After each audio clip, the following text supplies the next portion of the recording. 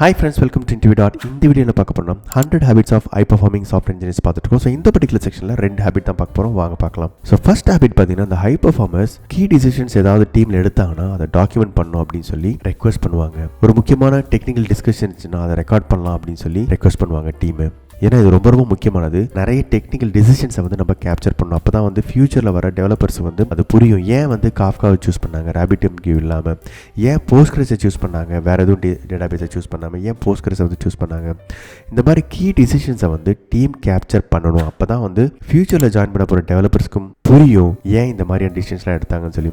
So இதுக்கு பேர் architecture decision record, ADR document சொல்லுவாங்க. இந்த டாக்குமெண்ட் இந்த ஹை பர்ஃபார்மர்ஸ் மெயின்டைன் பண்ணுவாங்க, டீமும் மெயின்டைன் பண்ணுவாங்க. இதான் பார்த்தீங்கன்னா ஃபர்ஸ்ட் ஹேபிட். செகண்ட் ஹேபிட் பார்த்தீங்கன்னா, இந்த high performers they write effective PR descriptions. So பிஆரை நீங்கள் கோட் ரிவ்யூக்கு அனுப்புறீங்க.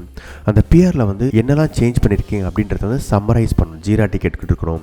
அதுக்கப்புறம் என்னெல்லாம் சேஞ்ச் பண்ணியிருக்கீங்க சம்மரைஸ் பண்ணணும். அதுக்கப்புறம் அந்த பிஆரை எப்படி நீங்கள் டெஸ்ட் பண்ணீங்க அப்படின்னு சொல்லியும் நீங்கள் சொல்லணும். அப்போ தான் மற்ற டீம் மெம்பர்ஸ் அந்த கோட் ரிவ்யூ பண்ண போகிறாங்களா அவங்களுக்கு நல்லா புரியும்.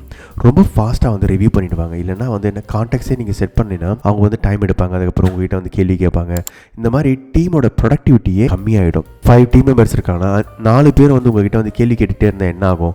நீங்கள் அதை கிளாரிஃபை பண்ணுறீங்க. ஸோ டைம் நிறைய எடுக்கும், டீமோட ப்ரொடக்டிவிட்டி கம்மியாகும். அதுக்கு பதிலாக கிளியராக எஃபெக்டிவாக அவங்களோட PR டிஸ்கிரிப்ஷன்லாம் க்ளீனாக இருந்துச்சுன்னா டீம் ரொம்ப ஃபாஸ்ட்டாக கோட் ரிவ்யூ பண்ணி உங்களுடைய கோடை மாஸ்டரில் மர்ஜ் பண்ணி அது லைவ் ஆகிடும். ஸோ இதை ஹை பர்ஃபார்மன்ஸ் ரொம்ப ரொம்ப ஃபோக்கஸ்டாக பண்ணுவாங்க. ஸோ ஃபர்ஸ்ட் ஹேபிட் பார்த்தீங்கன்னா, கீ டிசிஷன்ஸை டாக்குமெண்ட் பண்ணுவாங்க. அதுக்கப்புறம் PR டிஸ்கிரிப்ஷன்ஸை ரொம்ப ரொம்ப எஃபெக்டிவாக இந்த ஹை பர்ஃபார்மன்ஸ் எழுதுவாங்க.